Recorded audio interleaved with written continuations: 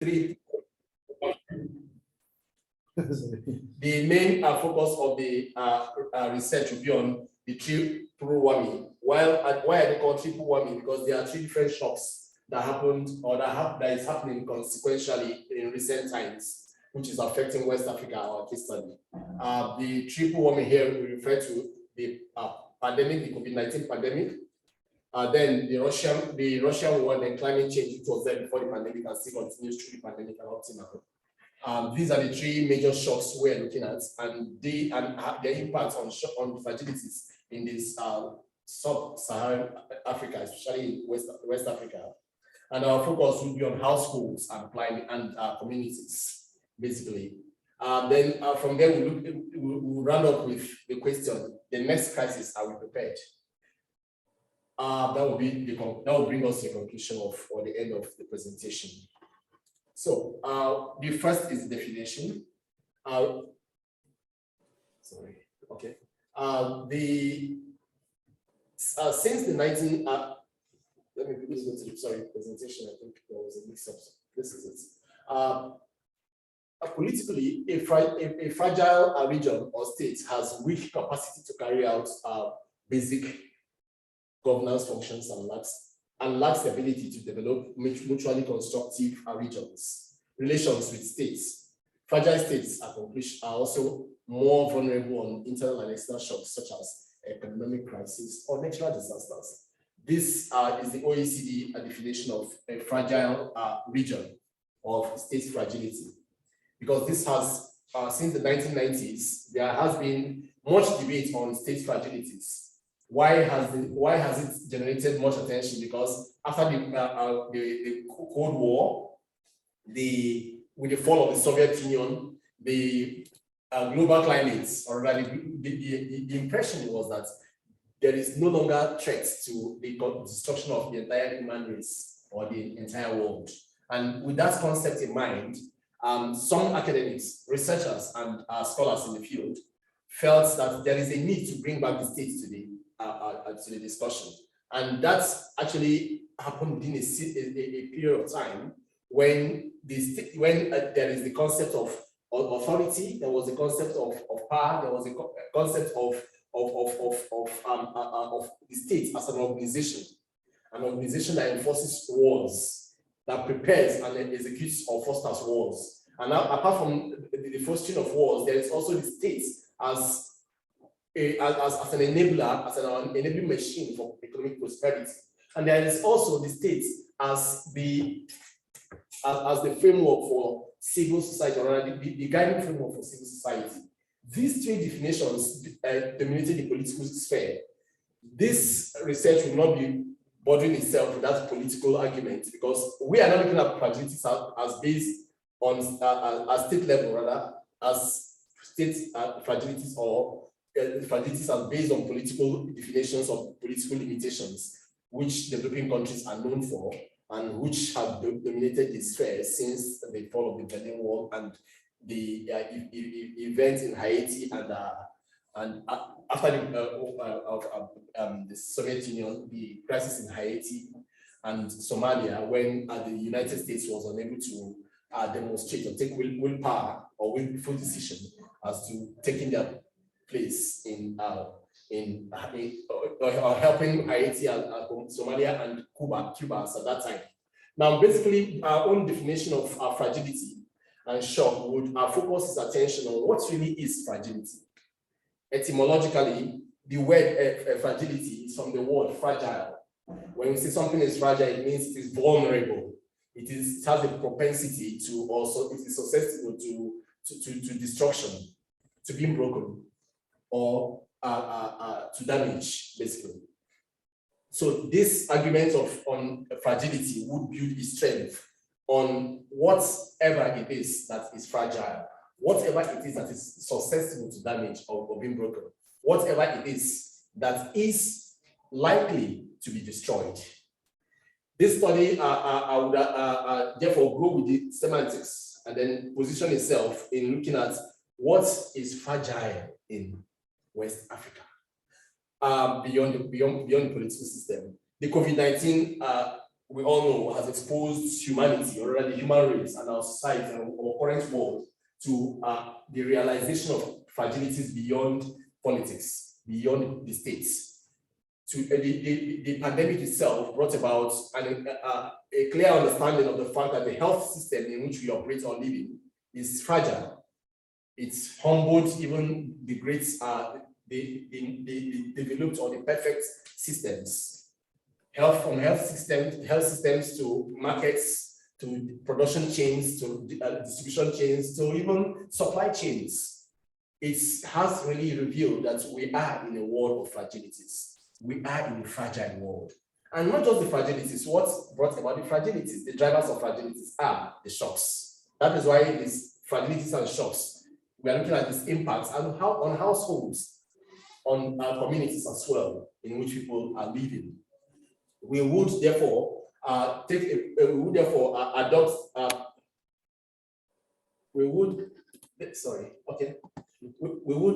look at the fragile political system, before the pandemic, in West Africa. You would ask,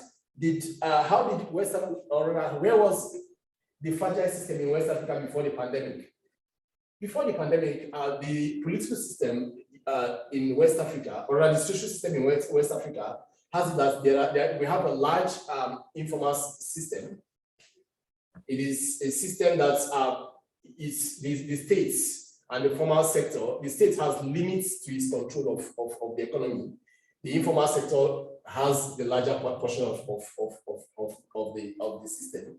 Aside that, the poor sanitation and hygiene, due to reliance on traditional practices, created a room for the emergence of epidemics after epidemics. There is often time at each time there always is an epidemic or a disease. Sometimes it is malaria. If it's not malaria, it's cholera. If it's not cholera, it's measles. If it's not measles, it's NTDs, that's neglected tropical diseases, which are many in the region. And then more recently, we have Ebola before the pandemic. This was the health shock that has been crippling the health system in West Africa.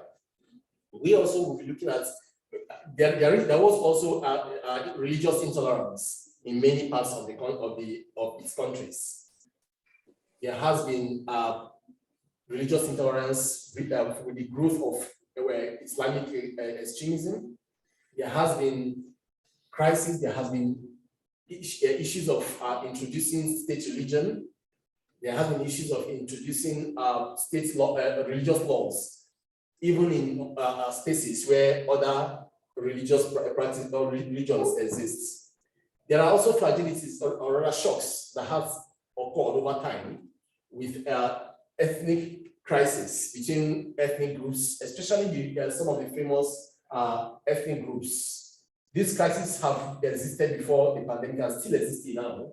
There is the Fulani or Fulas, as they are called in Guinea-Bissau and Senegal, there has been the nomads who have always maintained the nomadic lifestyle, moving from place to place without having a permanent base, moving with their animals.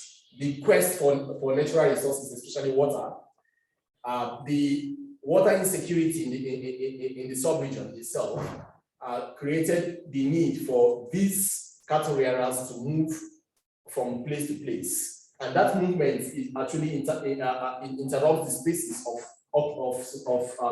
farmers and people who live in communities. That have often brought about shocks through wars, through communal conflicts, through communal disturbances between people of the farming communities and the nomad communities.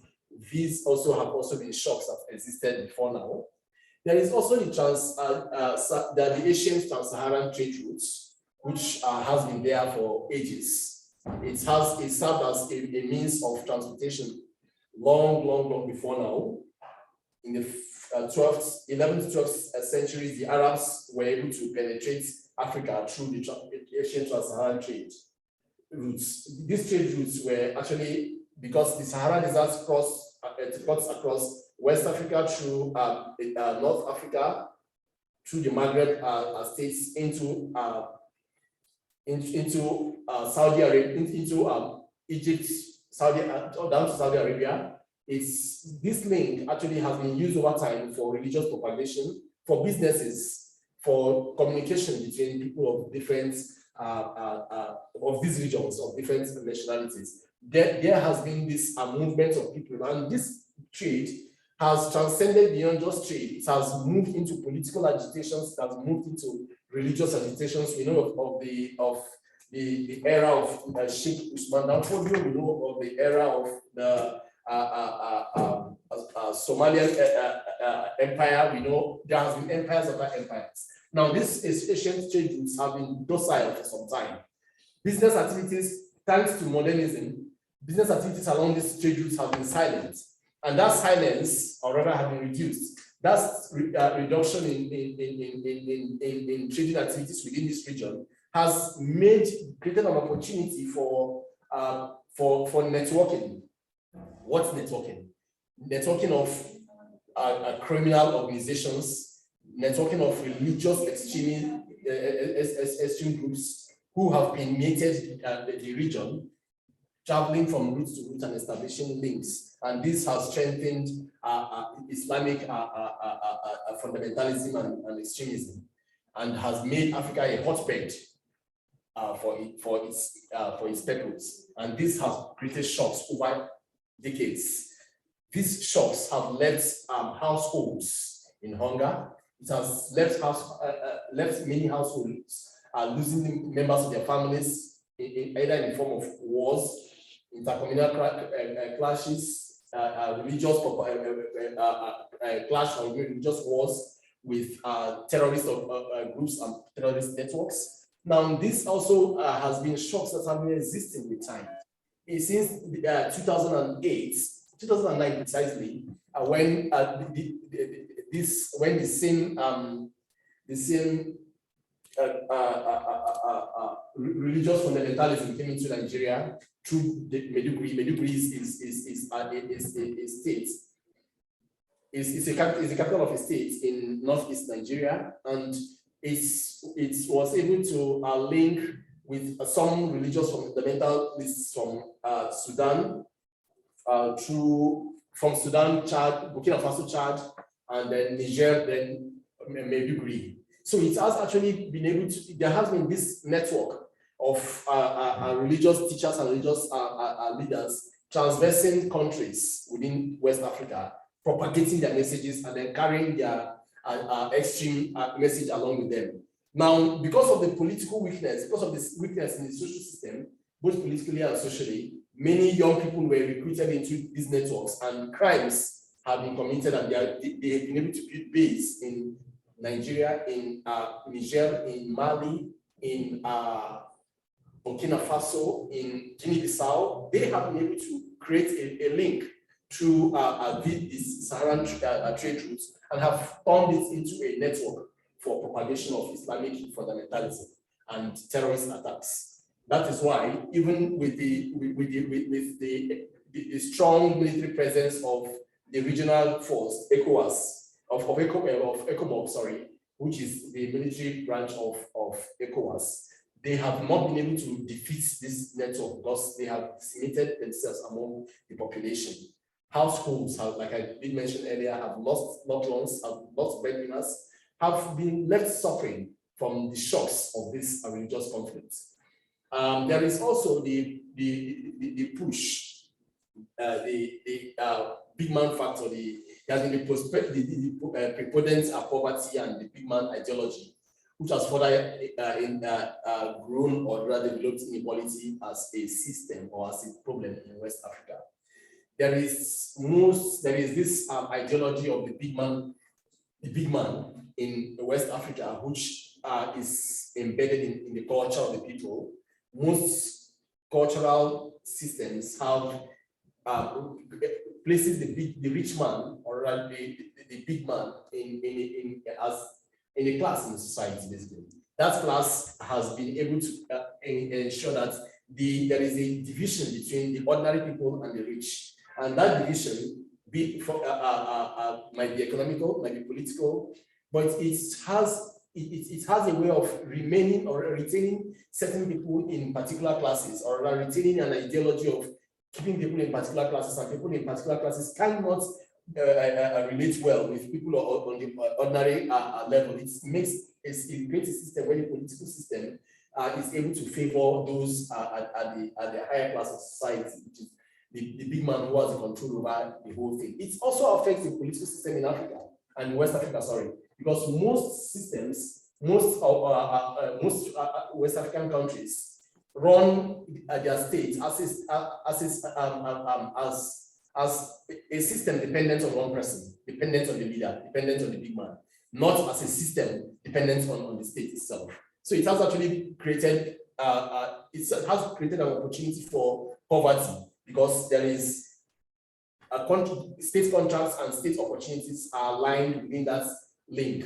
The rich. It's always between this man and that big man to the state. This person sponsors the state, that person sponsors the system, and he gets contracts at the end of the kickbacks. This has always been the bane of corruption in West Africa. And it has also itself created a shock, because there is always, each political phase has its own group of big men who get favor from the state. And this actually this system of getting favor from the state and getting enrichment from the system has also been a shock to households and families. It has created increased more poverty. It has created more problems in the system. And then there is also the shock of long-lasting conflicts, which has affected social cohesion and difficulties and created regular shocks.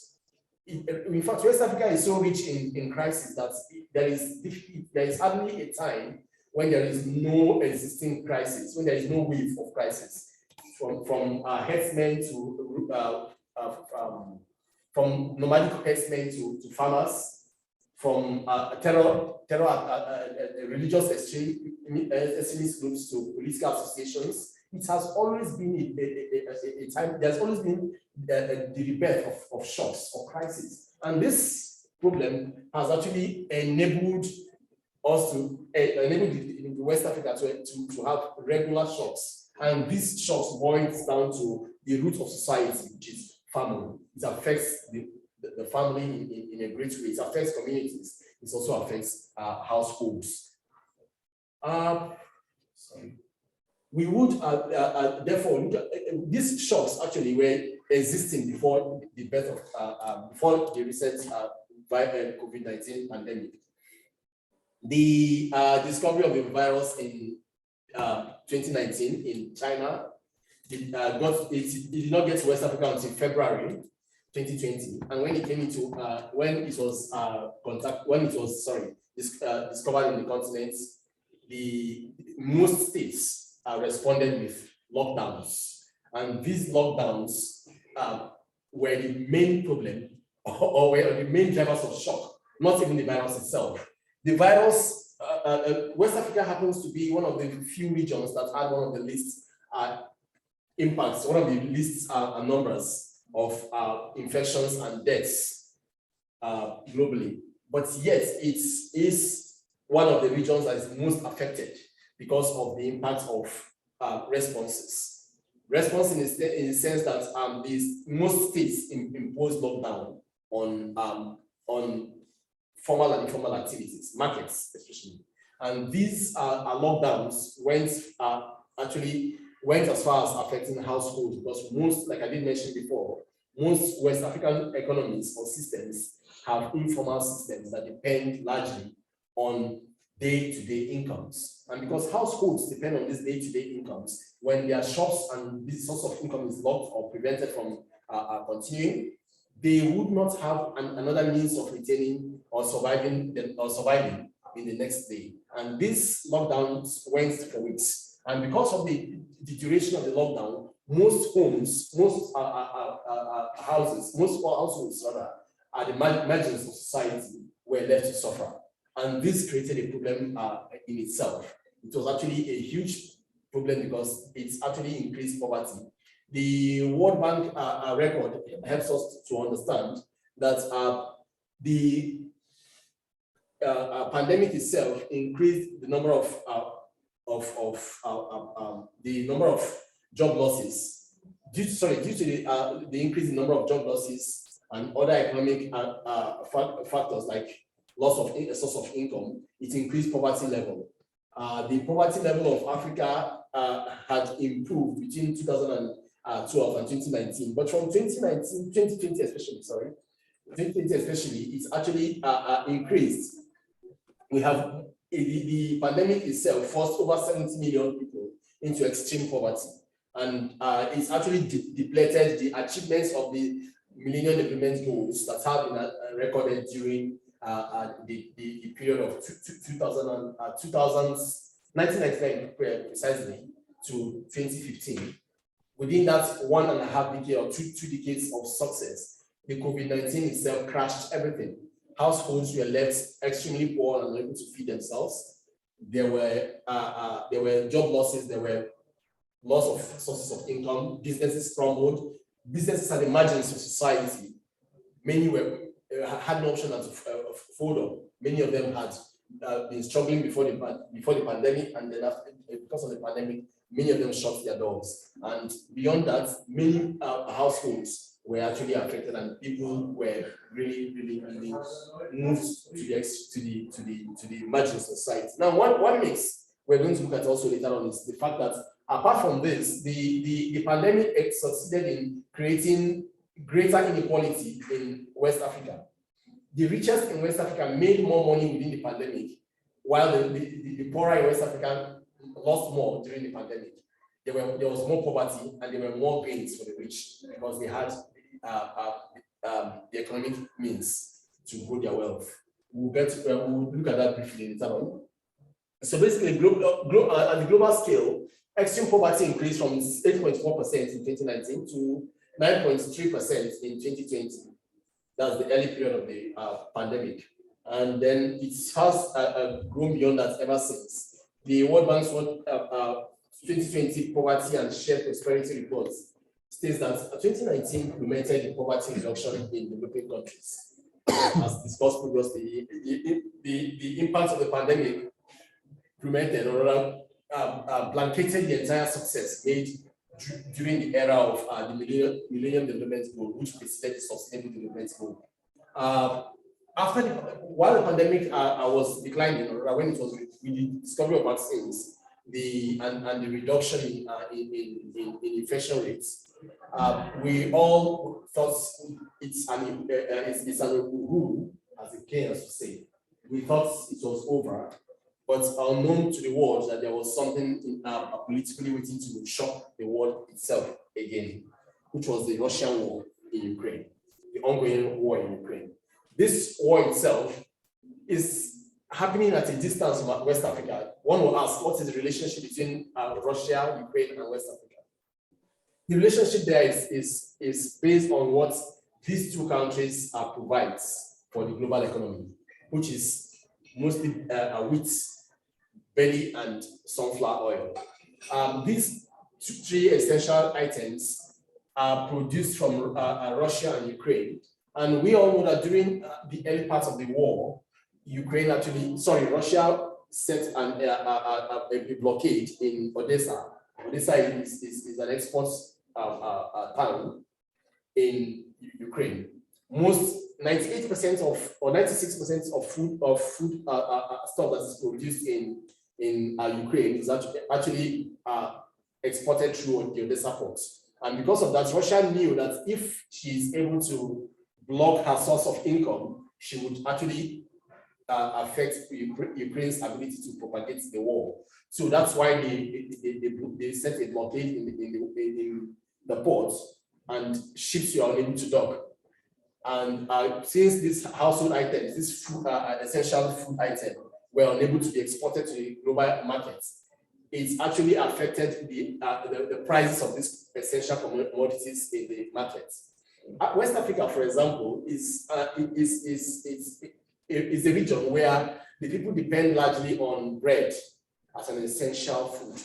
Somebody would say, yeah, it's not just West Africans that eat bread. Yeah, but they depend on bread greatly. if we all remember the events of the events of the Arab Spring in Egypt, what's really one of the motivating factors to the birth of Arab Spring in Egypt was bread. The initial protest against Hosni Mubarak was because of the shortage or increase in the price of wheat. Until today, the Egyptian government know that once they reduce their subsidy on flour, that's on bread, there will certainly be a revolt. This is not just particular to Egypt, it is also traceable to most West African countries.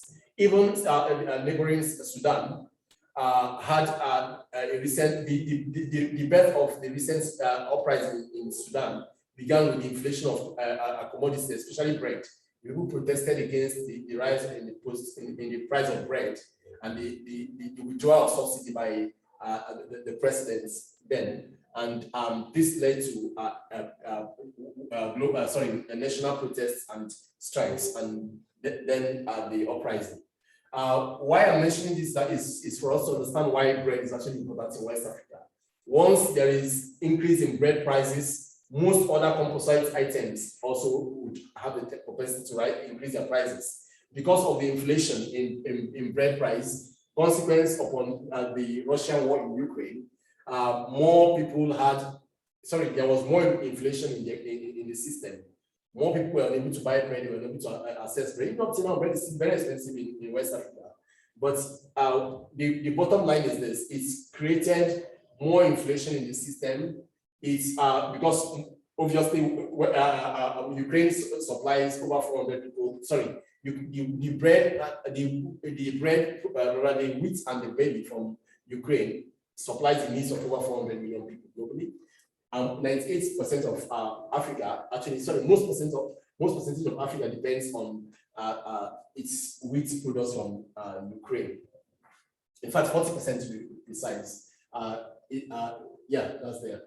40% of bread of wheat from that comes into Africa comes from Ukraine, and because of that, it's actually affected the prices of household items, and this inflation actually affected the ability of households to feed themselves. It's affected the ability of households actually to feed their members. It's also affected the ability of communities to see their members thrive.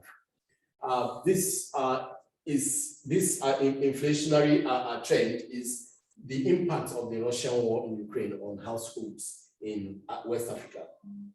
Then we'll look at climate change and conflicts, the continuing curse.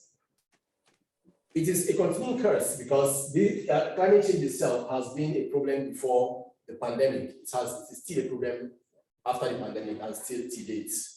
Because of weather extremes, there have been huge financial capital, agricultural investments, properties, biodiversity, and lots more that have been lost globally. West Africa is not left out. Most countries in West Africa, especially in developing countries, the truth is that climate change is mainly caused by industrialized states. Yes, West Africa and some other countries, I should have done something for us. I'll get to them. West Africa and some other regions globally have felt the shock or the impact of climate change more when they are really not the cause of climate change. We all know that the climate change is actually caused by increasing greenhouse emission thanks to industrialization. And this actually has been the reason why the IPCC, the UN Intergovernmental Panel on Climate Change, has requested governments around the world to cut its emission, to reduce the use of fossil fuel. And despite the agreements of last year's agreements in London, that nations should cut their emissions, it was agreed, and at the last minute, after some arguments with China and India, an agreement was signed. Yet they are not keeping to it. And who is the sufferer? The developing nations like West African countries. They suffer the effects of climate change very well. Richer countries, yes, suffer it as well, but they have the means to survive it. they have authorities, they have the means. Like we saw the flood in Germany and France last year. Within a short time, even in the UK, within a short time, the state is able to cushion the costs by providing the means to clear the logs and then be able to rebuild. But we're talking about West Africa, where the state does not have the capacity to even help, where the people at the receiving end are the ones to take care of their losses, where the state does not even give you any helping hand other than providing temporary accommodation places, temporary shelters that are not suitable for cold weathers. And this actually is a bane of the problem for households in West Africa. Their crops are destroyed, their farmlands are destroyed, their ancestral homes are destroyed, their place of habitation is destroyed, and nobody helps them. 10 years, 5 years later, they are still suffering it. 5, 10 years later, they are still suffering it. And most of them, in most of these countries, will be living in temporary shelters in cold conditions for many years, while because their homes have been destroyed, and then they will be left with no option of going back to see how and what they can actually fix. And that struggle actually it's a shock, a huge shock, because it snaps the people off their legs. It takes everything they have and destroys, and then at the end of the day, they are living hand to mouth. This is the situation of households in West Africa. And then this untold hardship and suffering, it brings on to the developing nations. Most of the countries in West Africa are meant to live with the irreversible realities of changing climate conditions in the future, in which the future would result in fewer rainfalls, total torrid temperatures, aridity, and mild aridity, longer dry seasons, and heavier, longer rains. In West Africa, these are climate manifestations, these climatic conditions, this change actually means a lot, because the agricultural lands are lost. Okay, fine. During a drought, the agricultural lands that should be yielding for them are not able to produce because they've been weakened by droughts. They've been unable to feed their animals also. They've been unable to live on the agricultural means. And at the end of the day, the animals die. At the end of the day, there is hunger. At the end of the day, there is poverty. This is the price they are paying for climate change. Frequent floods during the monsoon rains. I was supposed to look at a topic, well, I will come to that later on. During the monsoon rains in West Africa and erosions, which are swallowing agricultural and ancestral communities, these are shocks that climate change brings to the sub-region. There is also intense desertification, which defines efforts and approaches. Droughts in many communities and countries result in poor soil strength, poor agricultural yield, hunger, disease, and death of crops, animals, and humans. Now, I was going to touch something quickly. Okay, you see, pardon, I didn't look at this. These are the regions of, I was going to look at the regions of West Africa and talk a little about it, of Africa, and then go to West Africa and talk a little about them. The regions of Africa, we have North Africa, we have East Africa, we have Central Africa, we have South Africa, and we have West Africa. If we look at this map properly, some other sources will tell us that here, that here we have a country here that was in West Africa, Mauritania. This is Mauritania. It was in West Africa, but in 1999, it rose to the regional bloc, ECOWAS, Economic Community of West African States, that it wants to withdraw its membership of the bloc, which was part of its founding members in 1975. Because of that, because what was the reason for wanting to withdraw? The cardinal reason for wanting to withdraw was that the regional bloc was canvassing for a multi-party system in all its member states, and then for the free movement of persons. The states decided not to continue with the free movement of persons within the region, which has always been a system that ECOWAS has as a founding principle, or maybe its foundational principle. And this principle, it would not accede for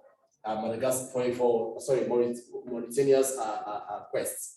And the regional bloc decided to allow them go because it will not change its cardinal principle because of one member state. And Then Mauritania decided to move away. You see, in these are the West African countries. This is the one before 2000. That's why it's a West Africa before 2000. These were the 16 member states before December 2000, and in December 2000, they moved out, and then we have this new system where we do not have Mauritania anymore here in West Africa. And now we have 15 countries of West Africa. Among these 15 countries, we have 9 of them. It is important that I state this so that we understand better the region we're talking about. Among these 15 member states, 9 of them are poor countries. They are among the World Bank defined or IMF classified, World Bank and IMF classified low-income countries. They are low-income countries. They are because of their GDP rates and capital income. Only 6 of them are middle low-income countries. It is just for us to get a piece of what we're talking about. West Africa is actually, apart from Nigeria, Benin Republic, Cape Verde, Cote d'Ivoire, Ghana, and I think Senegal, yeah. Senegal and Togo, yeah. These are the countries, 6 countries that are middle low-income countries.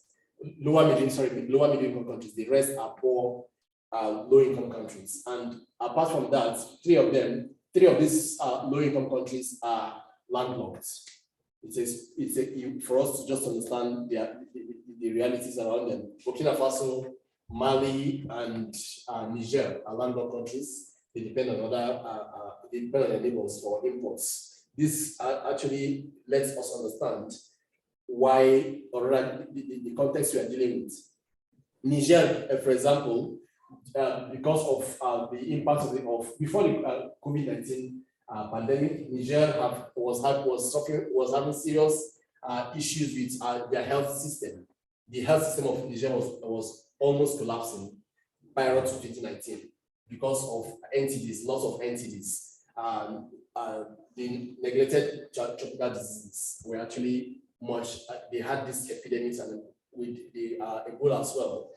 They were not so much affected by Ebola, but they were affected by entities. And because of this, the health system was overstretched. Then the arrival of COVID-19 overstretched its health system. People were dying in villages, and there were no doctors many kilometers away to actually give attention to them. This has been the situation and impact of health fragility in Niger. Burkina Faso as well, the same thing. Burkina Faso had recent wars and communal clashes between the nomads and settlers. And this has actually been the bane of shocks in Burkina Faso. In Mali as well. Mali has had a long history of conflicts. From the days of we all know of the Darfur crisis, the eruption of crisis between the Tuaregs, and then there has been consistent crisis in Mali, and these crises have created shocks for households, displaced households. Many households have been displaced for decades, and some of them, in fact, some babies were born in displacement camps, and they grew up into adulthood in displacement camps. This is just for us to understand the level of the shock in the region. And then if you look at Guinea-Bissau as well, it has relative peace, but yet it had its own internal struggles. There has been the Fulas, and then other settlers as well. There have been consistent attacks and killings going on within the country. If you look at Guinea as well, there has been political crisis and then social unrest in Guinea as well. All these created shocks within these countries. But the Republic have been relatively settled. Is the middle income. Let me deal with the lower ones first. In Liberia, we have had issues of we have political issues in Liberia. We know of the recent Liberia war that ended only recently, only a few decades ago, with the Monrovia Accord. Through the help of ECOWAS, they were able to settle the crisis in Liberia, the long projected crisis. One unique thing about Liberia, in West Africa, Liberia is the only country that was never colonized. We will look at the history of this country. I didn't want to go much into the political history, but if you look at most West African countries, they have gone through, they have all gone through this era of colonialism from the British, the French, and then the Portuguese. Among the 15, let me limit myself to 15 now. Among the 15 West African countries, we have 9 French-speaking countries, we have 5 English-speaking countries, and 1 Portuguese-speaking country, which is Guinea-Bissau. Among all these countries, they have all gone through colonialism apart from Liberia. Why? Because Liberia, most of the population or the ruling class in Liberia were people who were imported or brought back to Africa from slavery in America, thanks to President Moray in 1896 or 1890s. In the 1890s, he actually signed for the repatriation, or rather for the repatriation of slaves back to Africa. And two areas were actually chosen for their settlement: Liberia and Sierra Leone. Some of them were moved into, many of them were moved into Liberia, and some others were moved into Sierra Leone. Prior to their arrival, there is an American organization that was that negotiated, that bought a land in Liberia where they were to settle. And when they arrived, when these former slaves arrived, they created a movement among themselves, having lived in the US, some of them all their lives. And they came, upon their arrival, they began a movement. And that movement led to the establishment of the state known as Liberia. The meaning of Liberia is freedom. Upon their arrival, they named the country Liberia. It was not Liberia initially, it was a colony of, it was actually 2 colonies initially. These colonies were actually independent colonies. They were people who lived in different traditional settings, and they were never colonized. They lived in their system and they remained in their system. And when these slaves arrived, they decided to raise a political movement. The birth of the political movement led to the choice of the name, Liberia. I've forgotten the name of the first president then, Sam Magai. M. Magai was the first president. He and others moved for the choice of the name of the capital, Monroe. Monroe was on the name of the former American president, President Jim Monroe. Jim Monroe, yeah. That's why they named it, after Monroe, they named it Monrovia, the capital of the country. Now, Liberia itself have been, through this crisis, political crisis, have actually created shocks within the country. If I look at, again, at Sierra Leone, also it's a similar one. Sierra Leone has had a conflict, political conflict. They also had their own war, which was reconciled in the 90s, actually, in the 90s, yeah. Because of this crisis, this political crisis in Sierra Leone and Australia, there have been shocks, and then there is this social instability that has actually affected the system. There is also Gambia, which is another poor country, though it's actually surrounded by Senegal and then the Atlantic. Then with these countries, then the middle income countries, Benin Republic is an entrepot city. It's an entrepot country rather. The country enjoys the advantage of its ports, which creates opportunities for business. And most of its state resources, most of its GDP depends on the ports. That is where it makes money from, because countries like Nigeria, which also has its own ports, but depends on Benin Republic because of the low custom import rates in Benin Republic, the low amount they pay to custom there. Most businesses go there to import rather than importing from Apapa or from any of the ports in Nigeria, because it's cheaper to import from there. Some other countries also import through Benin and Togo. So because of this port economy, these 2 countries, Benin Republic and Togo, actually have a better economic system, or a better economy that enables the population to reduce the effect they suffer from shocks and fragilities. The other countries we will be looking at Côte d'Ivoire, because of the resources, and then it's also advantage its proximity to its own sea as well, its port as well. And then Benin Republic, Côte d'Ivoire, Senegal as well also has, there is the heavy reliance on on the ports, I would look at two ecological realities in West Africa. If you look at one, we have the Sahara Desert, and then one, we have the Atlantic. These two have been a defining factor to understanding West Africa. All through this region, we have the Atlantic. Sorry, this is the Sahara Desert area. The Sahara Desert moves in from here into most of these countries. Then what we have here, we have the Atlantic. All the countries bordered around here enjoys a better economic system based on the ports, or rather the economic activities going on within the ports in this location. We have Nigeria here, we have Togo here, we have Benin Republic here, we have Ghana, was it here, Ghana? Then we have, you see, all this country, we have Cape Verde here. It enjoys the advantage of being an island state. An island state in the middle of the Atlantic, and this creates opportunities for tourism, because a lot of Europeans and Americans come here for tourism. And then there is also a canal, not apart from the Suez Canal. Yeah, there's also the extension of the Suez Canal and other ship routes that moves businesses through these routes and makes it an important destination for not just tourism but also for economic activities. Because of these economic activities going on within these regions, you see that the economies down here are more favorable.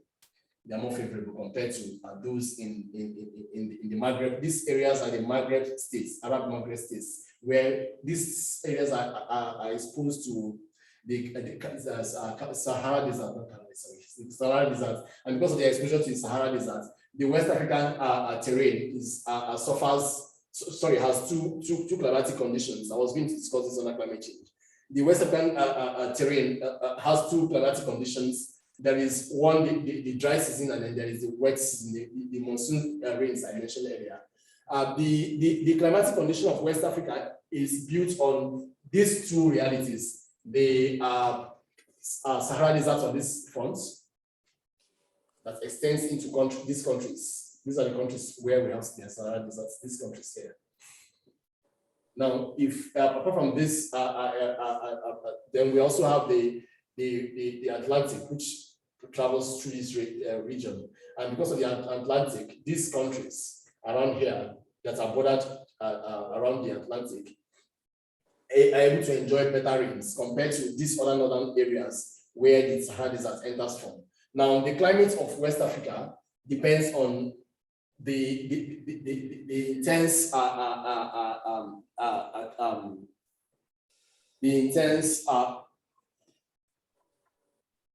air that is built around above the Sahara Desert provides the dry season, while the moist air that is produced from the Atlantic produces the rainy season. From November through to March, the dry season is experienced in this in West Africa, throughout West Africa, most parts of West Africa, because of the Sahara Desert. The dryness of the air enables a wind, and the wind, which is called the Harmattan season, that's what it's called in West Africa, because it's unique to West Africa. The weather, the Harmattan, is unique to West and Northern Africa actually. The push of the breeze of the air, the dry air, and then the wind that comes with it, it brings Harmattan, the dry season in West Africa. And then the push from the Atlantic brings the monsoon rain, which begins usually from May through to October. That's the climate of West Africa because of these two, the desert and then the sea. That actually determines the climatic condition of West African states.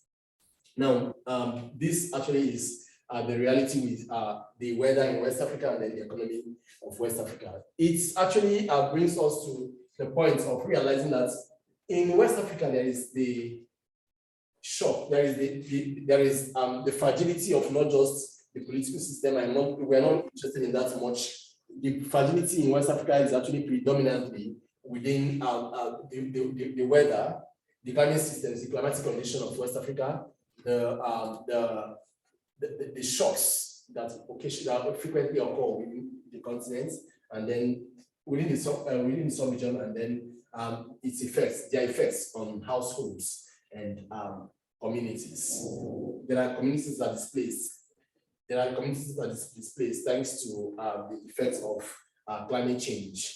In many parts of Nigeria, Ghana, Senegal, Gambia, Togo, these are countries that are seriously affected by erosions and floods. And because of the monsoon rain, the strength of the rain actually creates a problem for communities that are affected by erosions and gully erosions that are taking over lands and taking over farmlands and ancestral communities. All this creates more poverty, more problems, and more challenges for the continent. You would argue with me that there has been increase in wealth as well in West Africa. Yes, the population of West Africa is 400. I forgot to mention that earlier. It's around 400 and estimately at 415 million to 450 million, around that range. But most of the population of West Africa is concentrated in Nigeria. Nigeria is the largest country in the sub-region, and it's actually almost half of the population of West Africa is in Nigeria. And the UN projection for population growth has it that Nigeria, which is today the 7th largest country in the world, would by 2030 become the 2050, become the 3rd largest country in the world. It will surpass Brazil, it will surpass US, it will surpass other countries in its front at the moment. The population in Nigeria alone is 216 to 220 million, between 210 to 220 million in that range. But it is expected that by 2030, it will have been around 350, almost 400 million, 400 million of 250, and by 2100, it is expected to go even more. And we all know that the most populous countries are in South Asia and Southeast Asia, which is China and India. And Nigeria will be 3rd largest country by 2050. And this, with all these shocks, all these realities mentioned and exposed here, we know that there are actually much that ought to be done for households to enjoy a better livelihood, and for communities to be better off by 2050. Now, the inequalities, like I did mention earlier, there has been more wealth for the rich. Most of a study that I forgot to include yet, I will be sending the paper across, and when I send the paper, it's in the paper I actually have written on. It's on this paper actually. Most of the wealth of the rich in West Africa increased by $16 billion within 2019 till now, while the poor, while over 70 million over 70 million people were pushed into extreme poverty. It increased the inequality gap in West Africa. If we look at the African continent as a whole, every other part is making little efforts or commitment towards reducing inequality. Yet, we are all the regions of Africa are actually involved in this inequality backwardness, or non-commitment to reducing inequality. South Africa has the highest in the world. It has 0.84. It's actually the highest in the world as a country. South Africa as a country, then the region as well. The South African countries as well are also involved in this. They are also a part of this suffering. In North Africa, we also have a similar scenario. I'm going to deal with each of these regions one after the other later on, when I do papers that was focused on each of them, but my interest for now is on West Africa. Although West Africa has the least among the African countries, yet it is still having a huge inequality ratio. The continent still suffers from huge inequality, thanks to the growing wealth of the super rich and the rich, and then the increasing poverty, which at the end of the day creates a huge gap between the haves and the have-nots, the rich and the poor. That will be our presentation for now. We will be allowing time for questions and answers. And then any questions so that we'll respond to questions and discussions. Thank you very much, everybody. Thank you.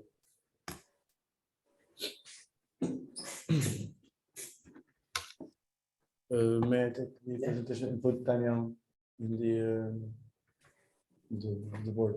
Yeah.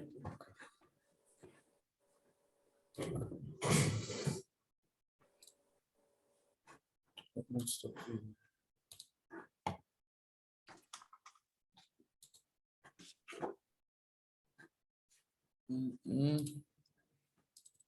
Okay.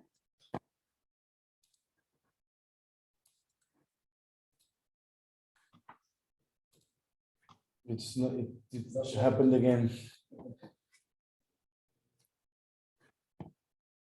Then.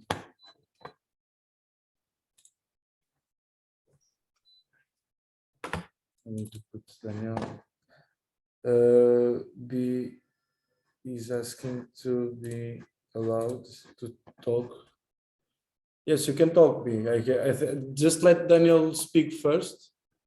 Right? Can you hear me? Yes, yes. Can everybody hear me? Yes, please. Good. So I can battle with that while you, I can speak while you struggle to get me onto the screen. Good evening to our attendants and our listeners. My name is Daniel. I belong also to CEsA. I live here in the UK.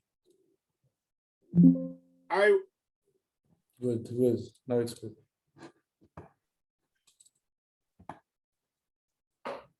I have followed Dr. Vincent Agulonye's presentation on fragilities and shocks on household and communities in West Africa.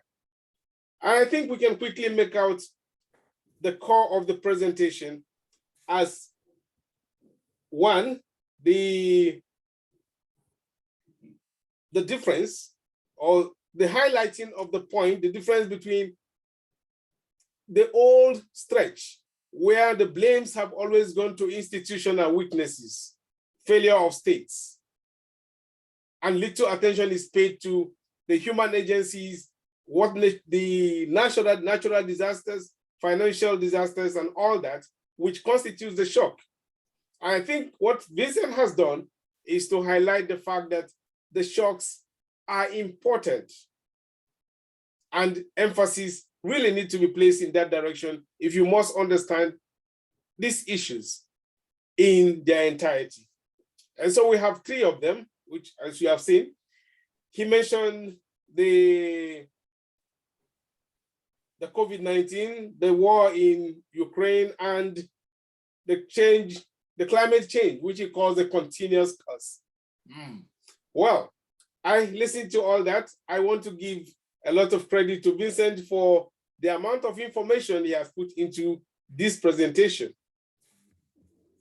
So much is in there, and we must give it to someone who has taken his time to assemble so much into one presentation. Yes.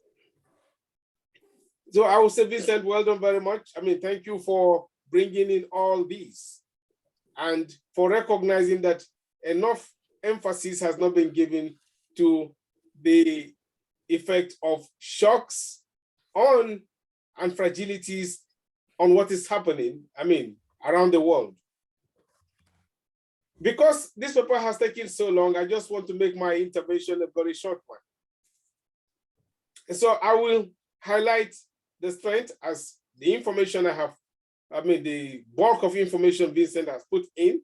Yes, the fact that this is a new direction in research, I hope Vincent will be able to develop this further, not just in household, with households and countries and communities, but even look at other issues. Maybe Vincent, because he comes from West Africa, has the privilege of not just the resource, what researchers are saying in the field, but also his own personal experience of having lived in that part of the world. I do give it to you. Thank you very much for that. My challenges, which I do not know whether they agree with the challenges of other people, but my observations are, for instance, that Vincent interchangeably used shocks and fragilities.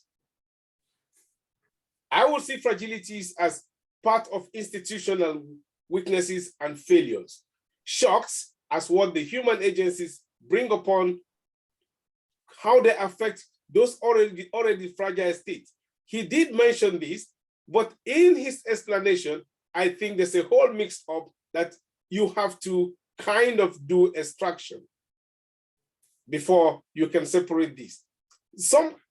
And in some part of the presentation, we see the use of shocks and fragilities interchangeably, even though they are not the same. A second point is also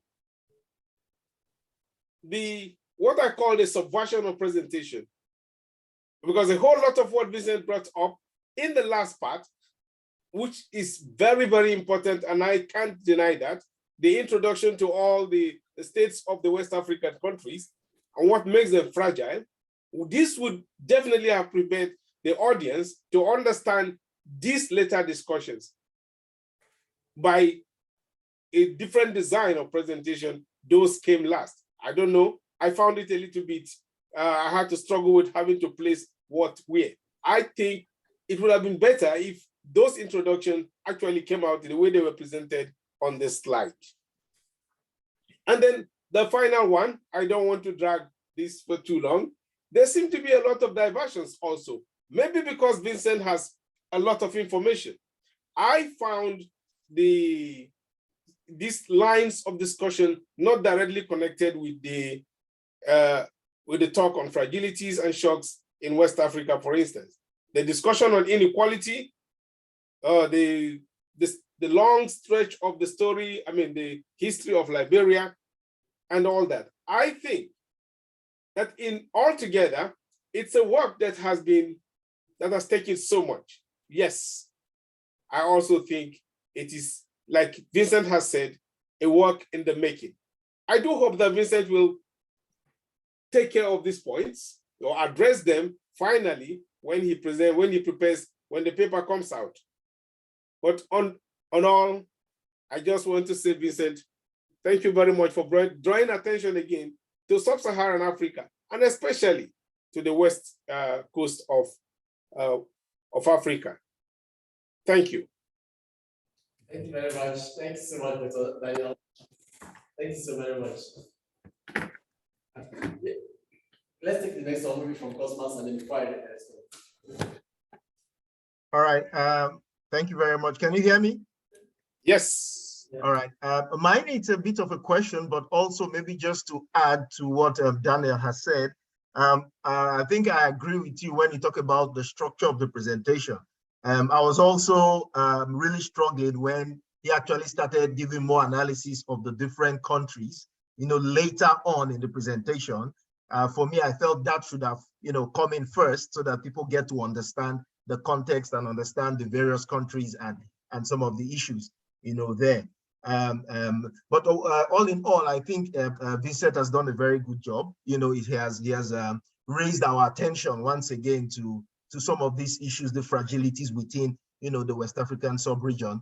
And we know very well right now it seems to be one issue to another. There are coups taking place, there are different issues taking place, almost following each other. So I think raising this issue, this research is really timely, to look at some of these issues. But I also felt that in as much as we highlight some of these fragilities, these shocks, it might also be necessary to look at what are some of the coping strategies, what are the local ways people are also trying to, mitigate some of these, and maybe looking at also what the government, yes, the government might be also fragile, institutions might be weak, but are there some efforts, being still put in place by the governments, by the local communities, in as much as we highlight some of these fragilities, these shocks and all that? That's just my only to comment. But all in all, I would say thank you very much, Vincent, for, taking us back, and those of us from the region as well. It's good to always hear some of these issues and always look for ways forward. So thank you so much. Thank you very much. Thanks so much. Yeah. No, Sorry, someone is speaking. The camera will not. Oh, can you come so that we see your face? Sorry. Yeah, sorry. can you hear me? No, you need to stand here for them to see you. That's true. Yeah. I was waiting you here today. I would like to first of all thank you, because I'm kind of novel in this type of region. My research project as a PhD is more about Europe. I worked in Southeast Asia, so for me it's kind of new, and I was really interested about that. I share some of the points that have been already raised. Like I had some difficulties in disentangling the issues about shocks per se and fragilities, because I really see them as, like, I understand also the possibility of co-causality sometimes, but in the same time, I really needed to have some sort of distinction and also understanding how these shocks are distressors, no? They already exist as fragilities per se. Another point that I would like to mention, but this is just a comment, no? That came in my mind when the others were speaking, was also the fragilities in terms of institutions. I understand, but also maybe it could be interesting to try to put them in different limits, no? Because we are talking about fragilities of political institutions, so generally speaking, the political system that can be more vulnerable to some type of shocks. That can be also climate, and that was really interesting, because I think that this is also a really salient point today, no? Like these are very risky region for climate shocks and climate changes, and I think that would be a really major point of distress. But also it would be interesting to mention, like, specifically, because the last slide was mentioning inequality, the economic side of this, no? Like, because these are really two different dimensions of the sense of fragilities and how the shock can impact on and distress these institutions. And as Cosmos was saying, it would be interesting to understand from these two dimensions, on the political side and the economic side, how these shocks are distressing these systems and how they are reacting to that, no? As a sort of black box. That could be like something interesting that I would really like to know. But apart from that, that was really interesting. Thanks so much. Thank you. Thank you very much. Sorry, we didn't get the name. Sorry, your name? Gianluca. Gianluca. Okay. Thank you very much. Well, thank you very much, everyone, for the comments. I would want to begin by thanking everybody for the participation and for the attention given. I am a student to you all. I'm learning from the interactions. They're actually helping me putting up the final part of this work. I want to agree with everyone that there is actually a bit of a confusion somewhere. I didn't actually, maybe it's not from my part, I would admit. I didn't clearly distinguish between fragilities and shocks very well. And like when I did that in the paper itself, I did mention in the paper that shocks are the drivers of the fragility. I didn't state that in the presentation, I'm sorry. These shocks are actually the drivers, you understand, of fragility. They are, most times people look at why, like I did mention at the beginning, I first of all extracted the OECD definition of fragile states. There are lots of definitions of fragility and state fragility as well as the phase state definition as well. There are lots of definitions. But I intended to just bring it out of the OECD because it seems to capture most of them. And then why I have actually chosen to look at it beyond the state itself is that while these definitions, you understand, look at fragilities as just institutionalized state factor, there is actually less attention given to the causes of these fragilities. You understand, the drivers of these fragilities. That is actually why we chose to look at climate. We chose to look at the economy. We chose to look at conflicts. Look at these causes of these fragilities in different parts of the region, and then also the climate of the entire West Africa, which is very, very sacrosanct to understanding West Africa itself. You see, I really appreciate you all. I will actually take note of these comments and as well as these observations to refine the paper itself, to actually adjust or rather improve on the paper. I want to also quickly react to the discussion on human agencies. That's true. These human agencies are actually actually discussed in light with the fact that they are the drivers of fragilities, like I did mention. They are those are receiving the shock. I actually appreciate what the resolution of Cosmos that we didn't look at how the state is responding and how people are responding. Culture, I actually did that in the paper. I looked at how people are adjusting to these realities and how the state is happening and what the state is actually unable to do. Like I did mention in Niger, for example, there was a conclusion. As I said, I forgot. I did the conclusion. I had the conclusion, and I mentioned Kenya and some other states. Kenya is not in West Africa, but it has. There is this part that says, "Are we preparing for the next?" Why didn't I discuss that? I think I had that. Are we preparing for the next pandemic? You see, in that slide, I explained that Kenya, for example, has introduced the livestock insurance scheme, which enables them to prevent or reduce the effects of climate change on nomadic farmers because of its huge population of nomads in northern Kenya. In West Africa, no country has introduced such thing. And then we have this huge population of nomads traversing West Africa. Most of the West African countries, apart from Cape Verde, is actually an island nation. Apart from which other countries does not experience the movement of these nomads? Most of West African countries experience the movement of these nomads, and yet nobody has ever bothered to introduce a scheme for them so that they will be able to be spared of the effects of climate change. I did my national youth service in Maiduguri. Maiduguri is, like I did mention before, it's actually a border country, it's a state in Nigeria. In Borno State, Borno is the name of the state, while the capital is Maiduguri, just like we have in Lisbon. Lisbon is the different case, because Lisbon is the main center. In Maiduguri is a state, while the capital, okay, just like Agav, good. We can say Faro is a region, or Agav is a region, but we have Abufera, we have other places. Now, in Borno State, it's a different scenario, because in Borno State, we have the major, the states, there's a link between two countries, between Nigeria and two other countries, Chad on one hand and then Niger on the other. I was the president of an association in my state there, and I had to travel to some of these regions. And if you're traveling from Maiduguri town to Baga, for example, Baga is like 3 hours and a half journey. You will be seeing cattle dead on the road. You'll be seeing camels, big camels that died on the road, they're rotting on the road because of climate change. If you go to Sokoto as well, you will see same. When you travel from Ilela through to the regions, you will see cattle on the road.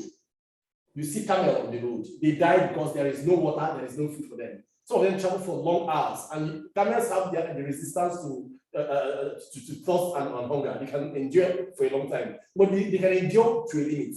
There's a limit to which they can no longer take it and they can no longer move. Even if you hit them from now to tomorrow, they will not move. And because there is no water to sustain them over the stretch of their journey, they fall down. And their owners would have no option than to leave them and continue their journey. So they die there. We have cattle, we have camel, we have all these animals dying on the road. You see them there. If you look at Kenya as well, the same thing is happening in Kenya. You understand? And the same thing I believe happens in most of the West African countries. And yet there is little or nothing being done by states to actually protect both farmers as well as cattle rearers. Because in Nigeria, for example, the president, who is also from the Fulani speaking tribe, wanted to introduce rural settlements, but he had an ulterior motive, because he wanted to take the land of settlers from them and then ask normals to come and stay there. No, it's actually a private investment where people actually invest on whatever their animals to feed on. Now, what Kenya did, Kenya never bothered taking anybody's land. Kenya rather provided an insurance system so that when they are registered in the insurance scheme, they can go and then claim benefits based on what they have paid for insurance. You understand? So that you don't just have an insurance scheme where you just go and claim money. No, you pay insurance, just like your car, you buy a car, you pay insurance. The same thing in Kenya when you own your cattle, you pay insurance upfront. So that if there is climate change impact on your livestock, you will have something at the end of the day. That actually is what is failing in most West African states. There is no preparation. There is no action taken. And why most of our states are actually failing, I do not want to subscribe to the ideology of a failing state or fragile, or most states are fragile, like I mentioned. The COVID-19 itself exposed the world to fragility.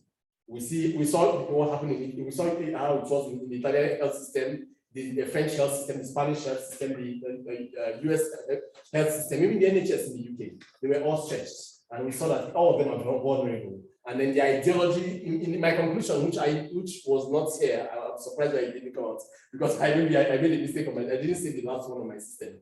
The reality is this: at the end of the day, we realize that we're in a world of shocks. We're in a world of fragilities. Our supply chain system is actually fragile. We saw it with the pandemic and afterwards, when there has been issues with delivery of orders in the biggest seaports in the world, as well as so many other supply chain networks. There have been issues with supply chain and others. The COVID-19 pandemic itself exposed the world to understanding how fragile our health systems are, how fragile our production systems are, how fragile our distribution channels are, how fragile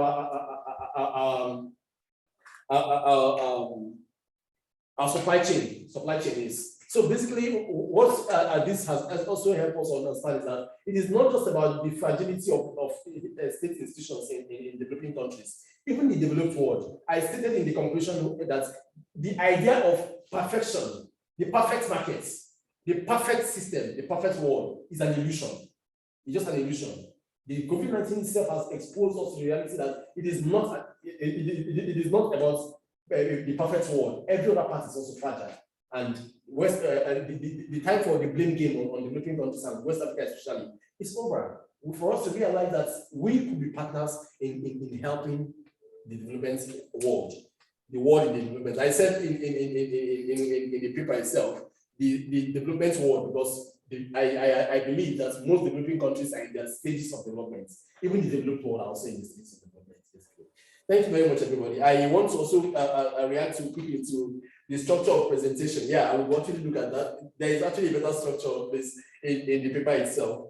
And the country analysis, there is an in-depth country analysis in the paper itself when it will be out. It will be out soon, and I'll get it across to CEsA, and they will distribute it around. The in-depth analysis will help us in understanding, and it's actually earlier than every other part of the presentation. The in-depth analysis of countries and their issues comes before the discussion of COVID-19, Russian war and climate change. So I would actually integrate the coping strategies to my work and see how we can improve on it. So I will also look at what states are doing as well. To be honest with you, I have not done much about looking at what states are doing because I didn't want to overstretch the paper into looking at what each state is doing to actually make it go beyond the scope of the paper, looking at fragilities and shocks in households. And but I'll actually pick some points from there and then add to the paper as well. And then I will look at coping strategies as well that are being adopted. And there is also something I actually did in the paper, which is looking at traditional mitigation methods. That is actually what the UN agencies do, most UN organizations and NGOs as well. We look at traditional methods and then they improve on traditional methods. I will also look at those traditional. I also look at the traditional methods that are adopted in different societies. Just like Kenya adopted a traditional method in bringing out insurance from a traditional system. I will also look at traditional methods that are done to mitigate effects of climate change. And one important fact that cannot be neglected is the fact that there is water insecurity and there is food insecurity, and now human insecurity due to the crisis and conflicts in the region. Thank you very much, everybody. Thank you so very much. I really appreciate your participation. I really appreciate your reactions. Thank you very much, Dr. Daniel. Thank you very much, our doctors in making Cosmas and Luca. Thank you so very much. That will bring us to the end. See you all in November. Thank you very much. Yeah, bye. Thank you.